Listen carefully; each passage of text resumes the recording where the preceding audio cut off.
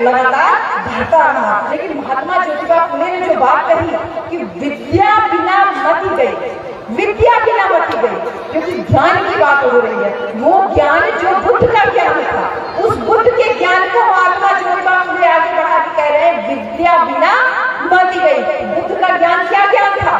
बुद्ध ने कहा मनोपुंबंगमा धम्मा मनो सेठा मनोमया, यानी मन ही सारी बातों का हुआ है, मन ही सारी बातों का प्रधान है। बहन जी, उसकी साड़ी मेरी साड़ी से सफेद कैसे? सारा टेंशन इसी बात का है कि उनका 2 मंजिला बन गया, हमारा 1 मंजिला कैसे रह गया। टेंशन, उनका लड़का सरकारी नौकरी पाएगा, हमारा लड़का पढ़ गया कर, अब तुम्हारा लड़का ना पढ़ी तो कैसे नौकरी पाए। लेकिन टेंशन है ना, कोई बीमारी से दुखी है, कोई बुढ़ापे से दुखी है, किसी की नौकरी नहीं लग रही इसलिए दुखी है, किसी की नौकरी लग गई है तो भी दुखी है, क्योंकि वो पैसा नहीं कमा पा रहा है तो दुखी है।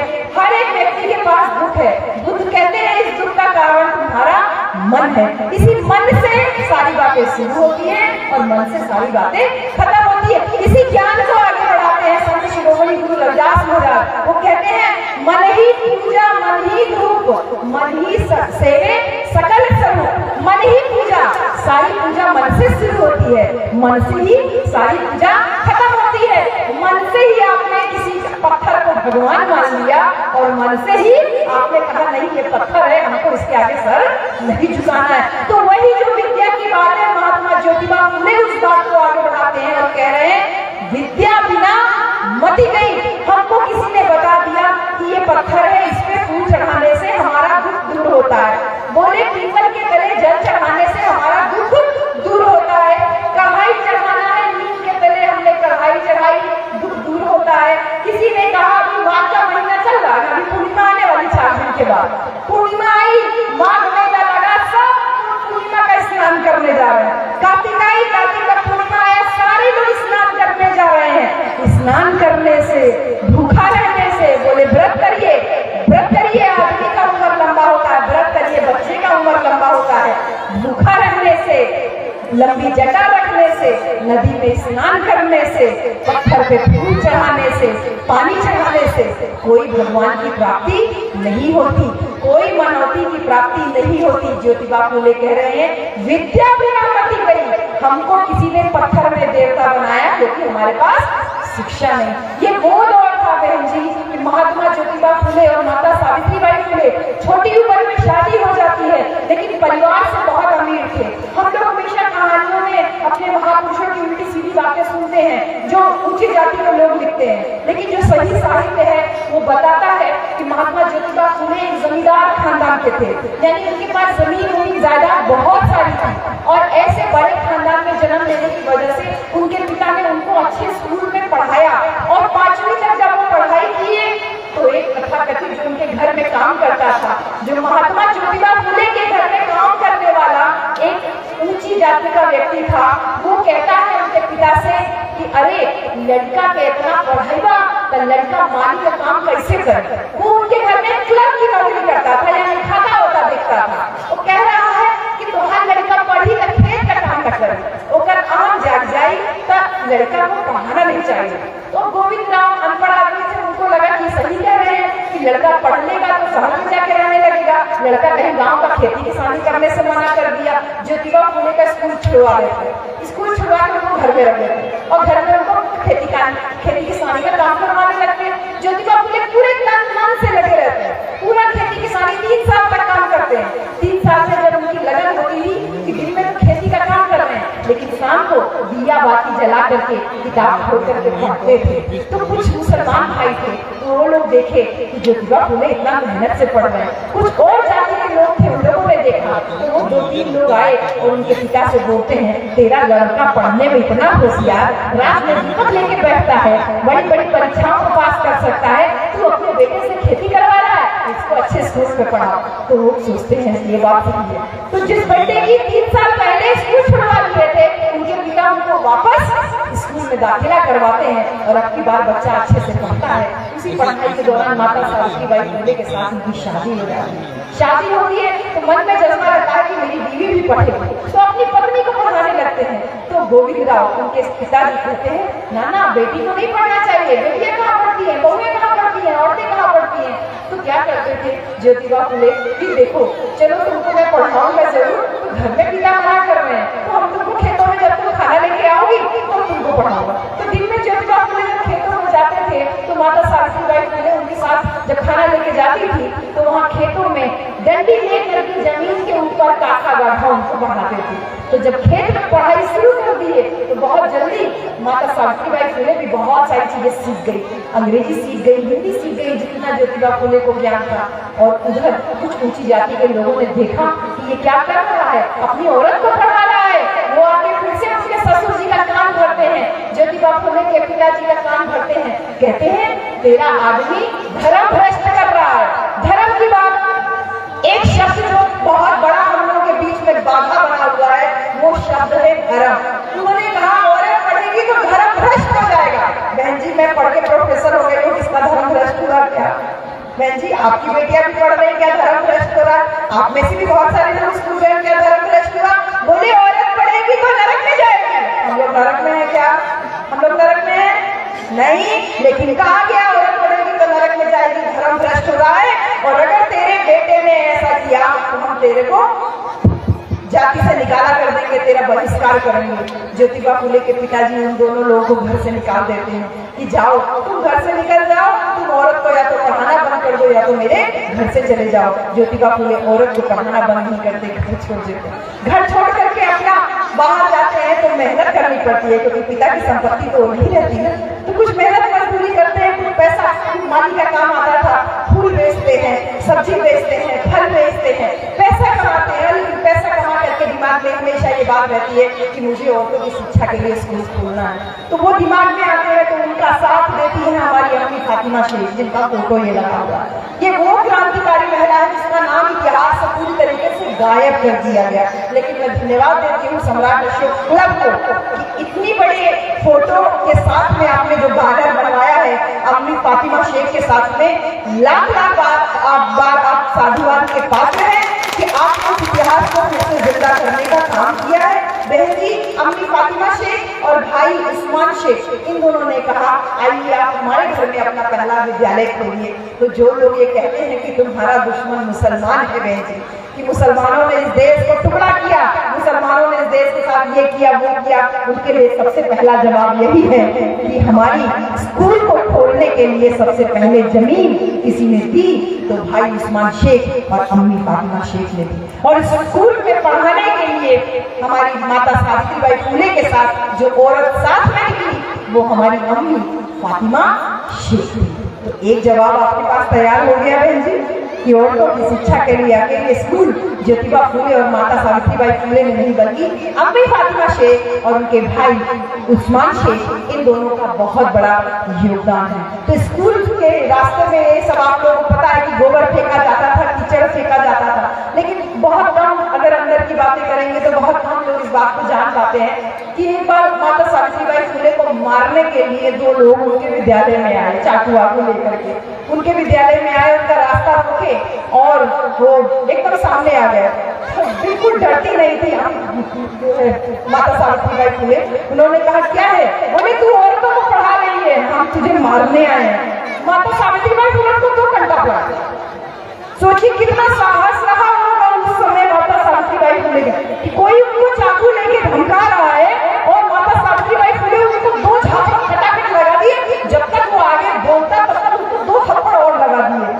बेचारा अगल बगल देखने लगा क्योंकि अगल बगल बहुत सारे ऊंची जाति के आदमी लोग देख रहे थे ना, उनके दिमाग में था कि आज तो सावित्रीबाई फुले की जान गई, लेकिन वो देख रहे हैं कि थप्पड़ चार खाया, अगल बगल देख रहे हैं, अरे आदमी औरत सब हमको देख रहे हैं। बेचारा इतना बेइज्जती महसूस किया कि वहां से भाग के गया और दोबारा कभी करके नहीं आया।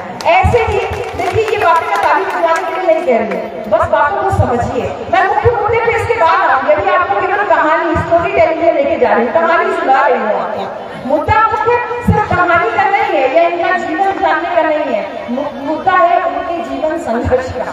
फिर माता सावित्रीबाई फुले और ज्योतिबा फुले को मारने के लिए रात में 2 लोग आए चाकू लेकर के, और मारने के लिए जैसे वो बस उनके ऊपर चाकू वार करने वाले थे, ज्योतिबा फुले की नींद खुल जाती है और वो उनसे कहते हैं अरे तुम क्या कर रहे हो?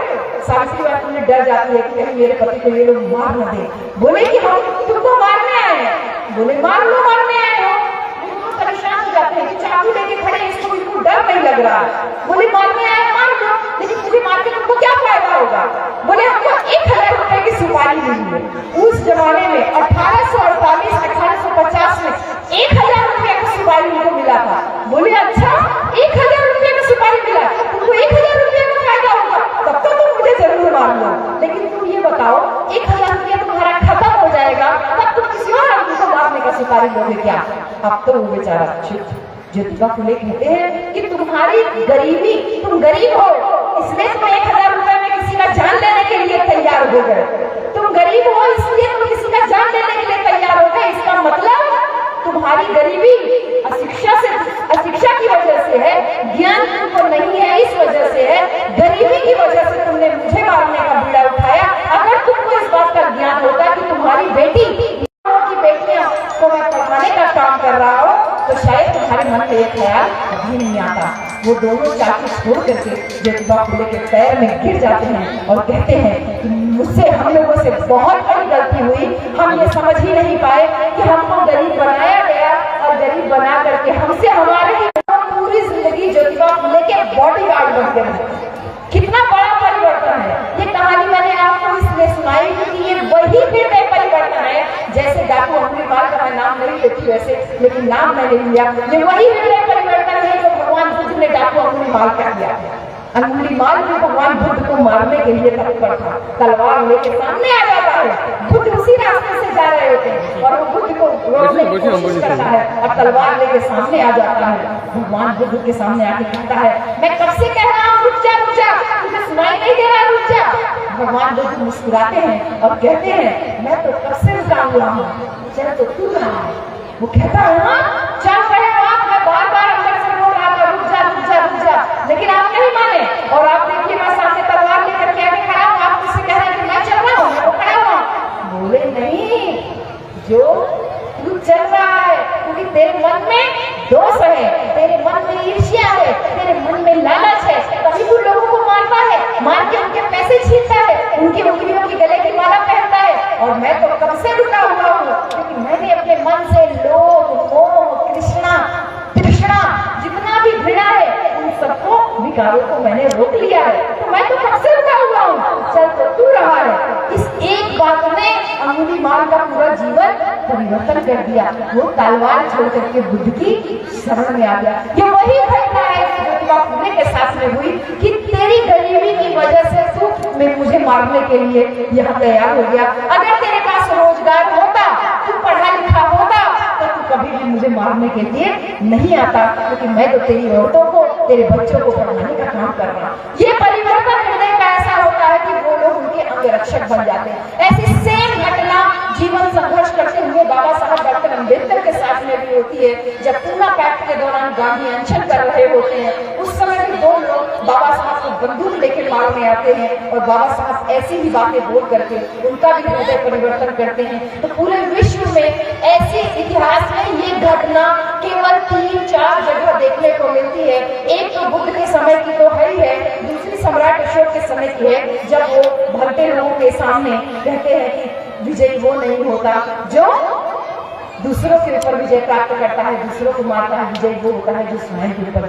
दूसरी घटना जो ज्योतिबा फुले के साथ में होती है और तीसरी घटना बाबा साहब डॉक्टर अम्बेडकर के साथ होती है। और चौथी पांचवी घटना में अगर आप ले लीजिए तो ऐसा घटना नहीं है वो लोगों की जान से हाथ धो बैठते हैं। जैसे बाबू जगदेव प्रसाद कुशवाहा वो शहीद हो जाते हैं, वो कभी डरते नहीं थे किसी दुश्मन से, लेकिन अंत में उनकी जान लोग दुश्मन लोग ले लेते हैं। ये तो बात हो गई हमारी माता सावित्रीबाई फुले और महात्मा ज्योतिबा फुले के। इनके जीवन की एक बात और जान लीजिए कि इन लोगों का जीवन संघर्ष हमको तर्क करना सिखाता है। स्पेशली आदमी लोग जो हर एक बात का ठीकरा औरतों के ऊपर छोड़ देते हैं कि औरत है नहीं मानती है क्या करें, औरतें नहीं मानती है क्या करें, औरतें नहीं मानती नहीं है, आदमी नहीं मानते हैं क्या करें। महात्मा ज्योतिबा फुले और माता सावित्रीबाई फुले के पास कोई संतान नहीं थी, हम सब जानते हैं। इनके पास कोई बच्चा नहीं था, इन्होंने एक बच्चे को बाद में गोद लिया था। इनके पास कोई संतान नहीं थी तो इनके अपने ससुर, सोचिए कोई ससुर ये नहीं कहता कि मेरी बेटी को छोड़कर दूसरी शादी कर लो, लेकिन उनका अपना ससुर कह रहा है कि हमारे घर में इनकी मौसी की एक लड़की है, तुम उससे शादी कर लो, तुम्हारे पास कोई संतान नहीं है। तो ज्योतिबा फुले कहते हैं अच्छा, और उससे संतान नहीं हुई दूसरी शादी करने से तब तो क्या आप तीसरी बेटी को भी ले आएंगे क्या? तेरे कैसी बातें आप कर रहे हैं, आप बेटी के पिता हो करके।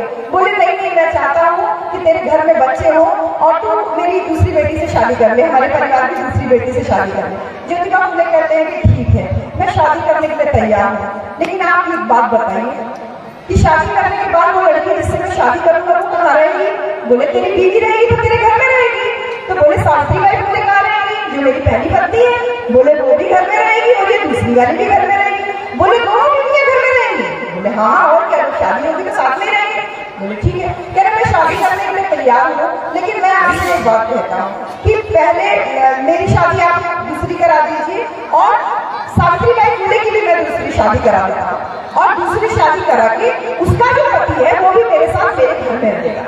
क्योंकि कमी किसके अंदर है ये तो पता चलना चाहिए ना, किसके अंदर है। अगर मेरे अंदर कमी है तो मैं दूसरी शादी करने के लिए तैयार हूँ, लेकिन अगर मेरी पत्नी के अंदर कमी है तो मैं दूसरी शादी करने के लिए तैयार हूँ, लेकिन मेरे अंदर कमी है तो मैं अपनी पत्नी की भी तो दूसरी शादी करा दूँ, और जब दूसरी शादी करा दूंगा तो उसका दूसरा पति भी मेरे साथ मेरे घर में रहेगा। वो कहने लगे हाय बाबा, ऐसा कैसे होता है, दूसरा आदमी कैसे तुम्हारे साथ रहेगा?